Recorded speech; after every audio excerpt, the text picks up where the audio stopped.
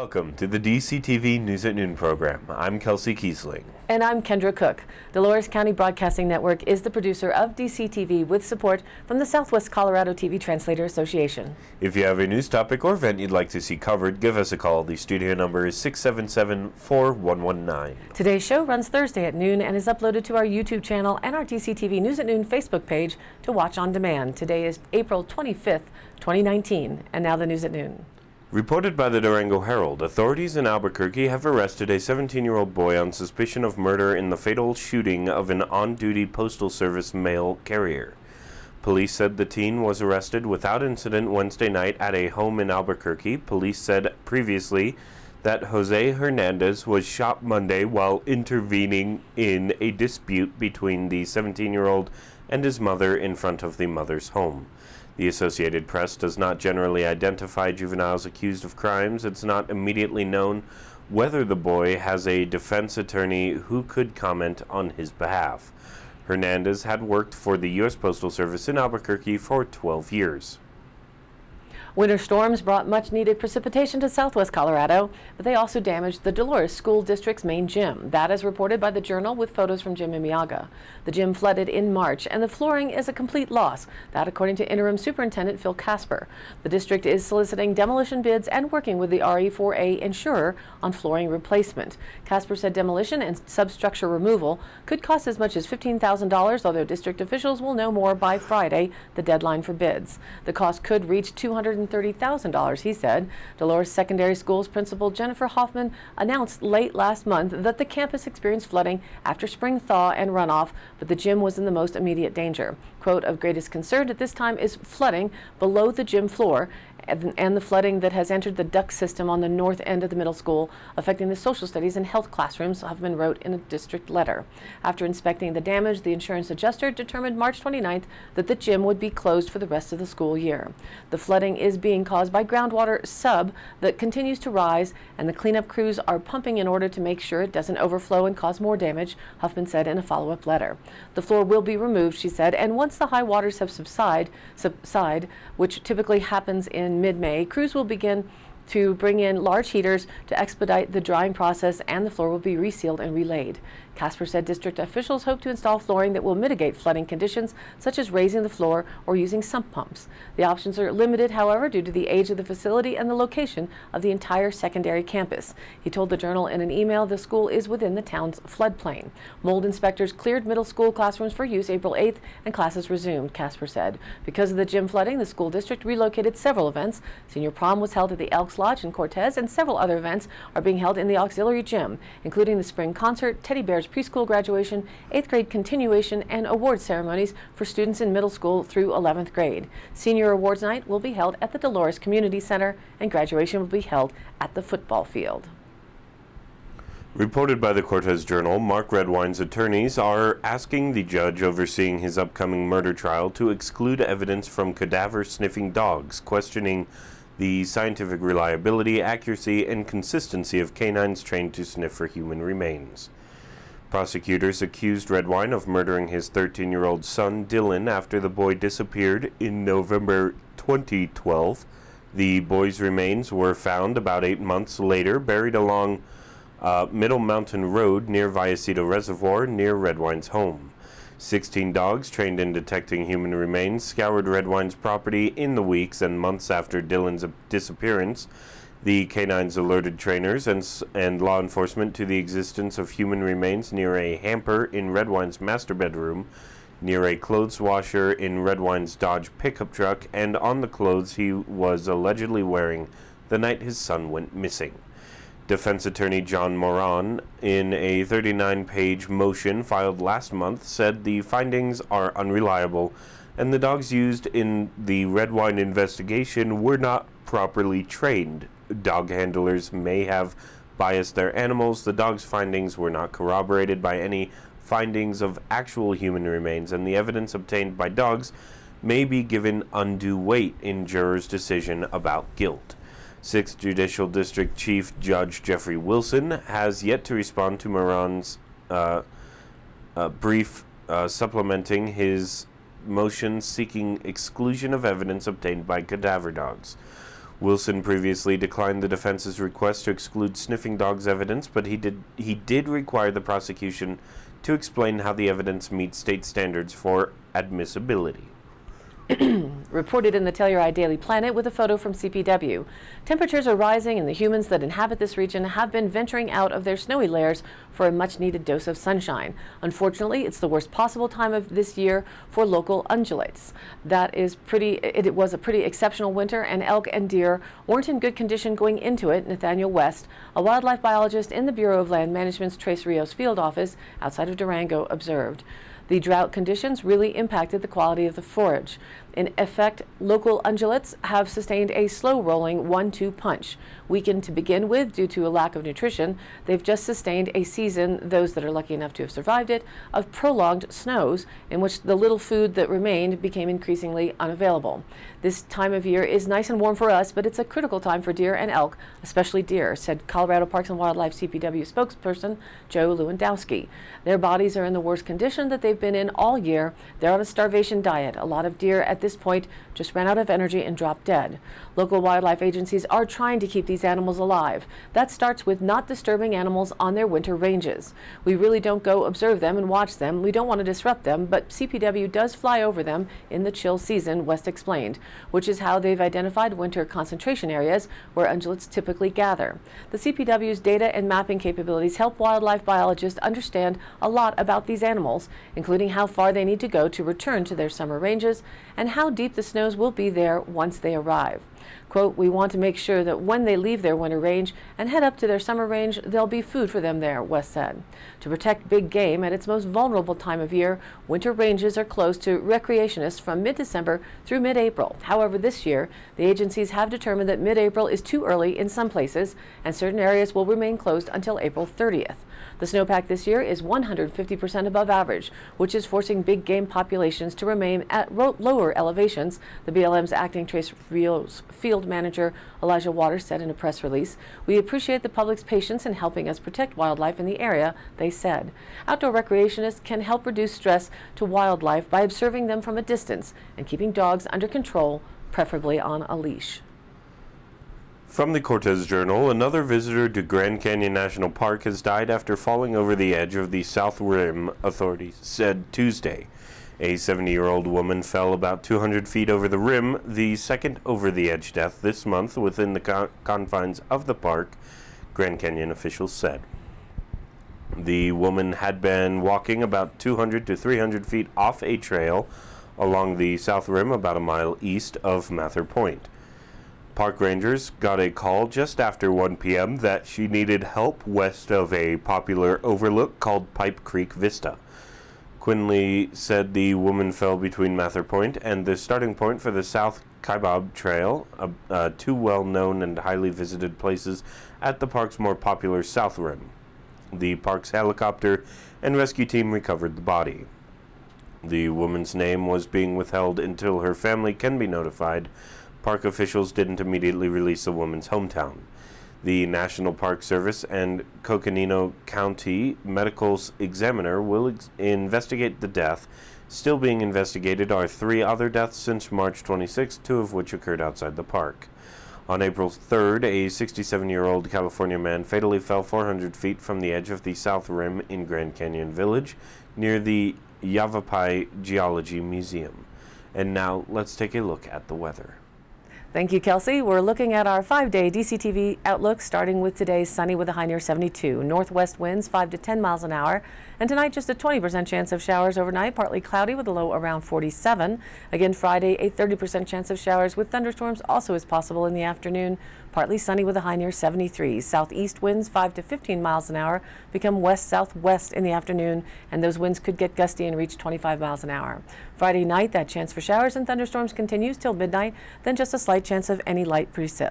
Mostly cloudy with a low around 46 degrees. Saturday, now we are looking at a low of a 20% chance of showers and thunderstorms, mainly in the afternoon again. Mostly sunny for the day with a high near 70, light north winds moving from to the west in the afternoon. And then Saturday night, night. Any showers should be out of here by around 9 p.m. or at least by midnight. Partly cloudy skies with a low around 46. And again, all of this rain or showers are sitting around 20 to 30%, so very low and spotty when they do arrive. Sunday, we are still gauging a mostly sunny day on tap with a high near 71. Sunday night, mostly cloudy with a low around 45. And now, as typical spring patterns continue, Monday, a slight chance of showers and thunderstorms in the afternoon may be possible, but a mostly sunny day overall with a high near 68 degrees. And Monday night, still a slight chance for those spring showers and thunderstorms on the overnight, mostly cloudy with a low of 41. And Tuesday, again, possible showers with a high near 62 degrees with only 20% chance of rain into the evening with a low around 41. And now back to the news. From the Cortez Journal, Pueblo Community College recently purchased a synthetic cadaver which faculty say will ultimately save the school resources. The cadaver is constructed using synthetic fibers and water and is built to withstand years of dissections. This high-fidelity simulation will save the college resources by not having our students dissect animals semester after semester, said Carter Smith, coordinator of the Emergency Medical Services program at PCC Southwest.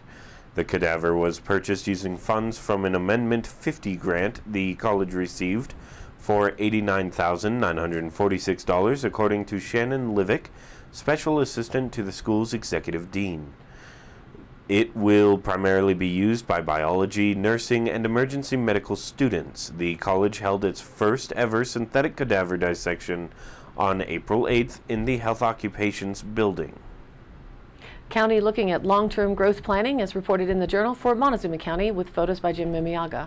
The Montezuma County Planning Commission will seek ideas from the public on diversifying the economy, while also gathering feedback on whether the county should ask for sales tax on the 2020 ballot. Community meetings on the topics will be held in towns and rural communities over the next 2 years, said Planning Commissioner Bob Clayton during a presentation on Tuesday. The Montezuma County Commission gave its support for holding the community meetings with the condition that economic development be explored, not just promotion of a sales tax. Clayton said the planning board supports the idea of asking voters for a 1 to 2% county sales tax, which would generate an estimated $1 million to $2 million per year towards government services and community projects. The county does not have a sales tax currently. We want to reach out to people, explain our side, and get input, Clayton said. Nearly 50% of the total property tax revenues collected countywide are paid by Kinder Morgan, which owns a sprawling industrial operation that pulls carbon dioxide from a large underground reservoir on the west side of the county. The gas is shipped to faraway oil fields in Texas, Oklahoma, and New Mexico for well pressurization.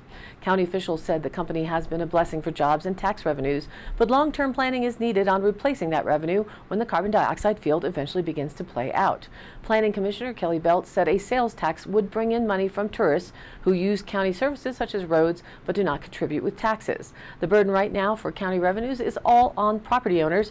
A sales tax is more fair, he said. Sukla said the county is financially healthy and has $28 million in reserves, with $6 million available for projects. He encouraged ideas on how to spend it to benefit the community.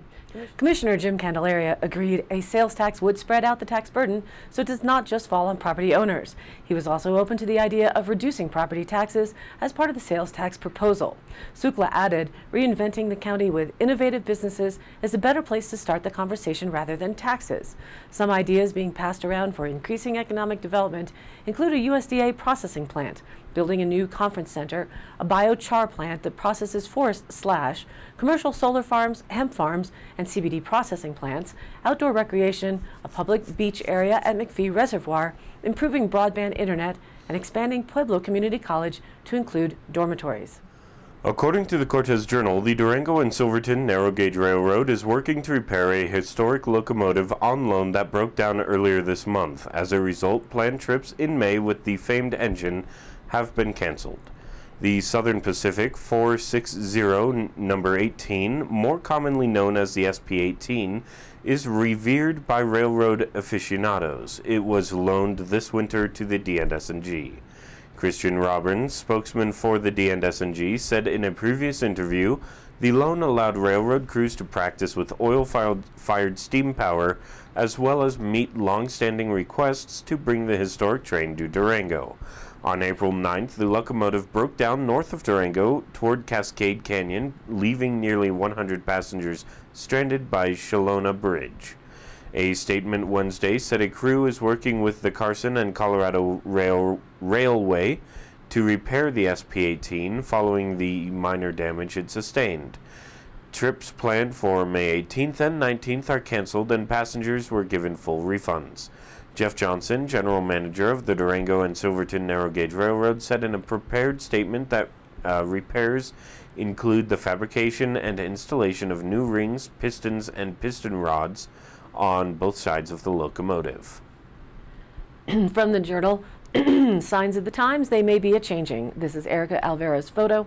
Cortez streets will see a few changes in the near future. At their regular meeting Tuesday, the Cortez City Council voted to approve 2-hour limits on parking spots by the downtown fire station, along with designating 7th Street as a no-through truck traffic street. Before the meeting, the Cortez Fire Protection District requested that 3 parking spaces in front of the station number 1, located at 31 North Washington Street, be designated as 2-hour parking. They're getting filled up over the whole day, and none of their customers are able to access them, said Public Works Director Philip Johnson. The fire station is situated within the Central Business District, which has 2-hour parking limits throughout. However, previously, the fire station parking for customers was not limited to 2 hours. Fire station number 1 construction finished up in 2018 and included off-street parking for employees. The vote to approve the parking limit was unanimous. Johnson also presented the proposal for designating 7th Street as a no-through truck traffic street. The reasoning behind the designation, he said, is largely because of the danger posed by excessive truck traffic on 7th Street, which is located on the south side of Cortez and connects South Broadway and East Main Street via South Sligo Street. The proposal includes the South Sligo Street sector just below Main. This corridor passes by 2 school campuses, Mesa Elementary School and Montezuma Cortez High School, along with several residential areas that the city might want to develop in the future. The problems with truck traffic on city streets is not a new issue, Johnson said in a staff report.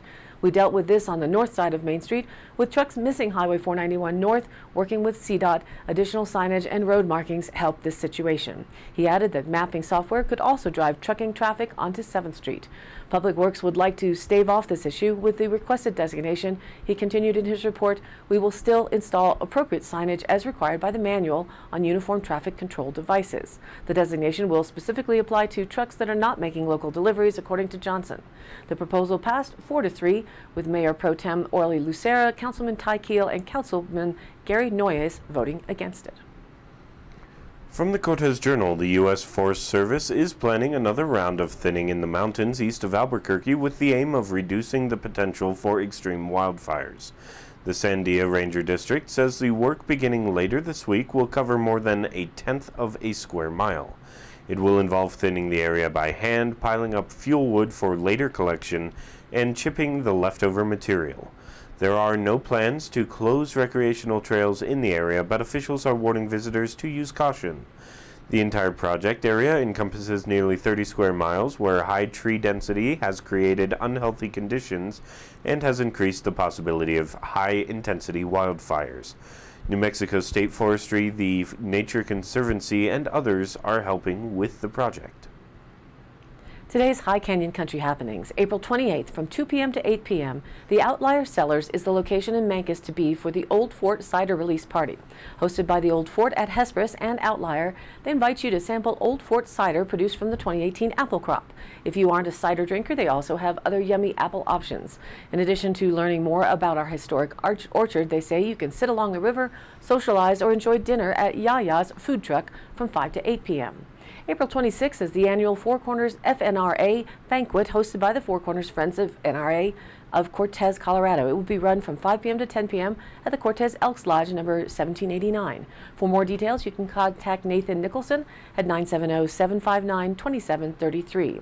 And a notice that the Dove Creek Chamber of Commerce will be taking on the lead for the 2019 Pick and Hoe, July 4th and 5th around Weber Park. This year's theme is Bringing It Together, as the community will all be pulling together resources in the next 2 months to make sure that this 64th-year-old tradition is not lost. If you would like to help volunteer in some regard or would like to help fundraise, please contact Kendra Cook, that's me, at 970-560-2856, as we need to raise funds to cover the fireworks, the band, and all the other activities that make this Dove Creek Central event a special occasion. Please consider entering a float, a ride, a horse, bike, or walk for the parade route. There will be a prize awarded at least for the best entry. Lineup starts at the airport east of town and heads west for 2 miles to the corner of Gyrene, where it runs past the park. Promote your business, your organization, or just celebrate red, white, and blue for Independence Day. It's up to you. Show off your pride in America and our town. Set up alongside the road to cheer everyone on. The parade will start on July 4th at 9 a.m. And all of the pick and host schedule will be released shortly. Thanks to everyone out there for offering their help and really bringing it together for 2019. All of the happenings are posted on our DCTV News at Noon Facebook page, along with the YouTube replays, weather, original stories, and local posts. To share your event or information, you can contact us. It's dcbnnews@gmail.com or call us at the station 970-677-4119. Thanks for tuning in. News at Noon airs at noon Monday through Thursday and then is available online on our YouTube channel and our DCTV News at Noon Facebook page on demand. Be sure to like us there on Facebook and join in on the news of our area, and of course, please share it with a friend. For Kendra Cook with DCTV and the News at Noon program out of Dove Creek, USA, I'm Kelsey Kiesling. Thanks for watching.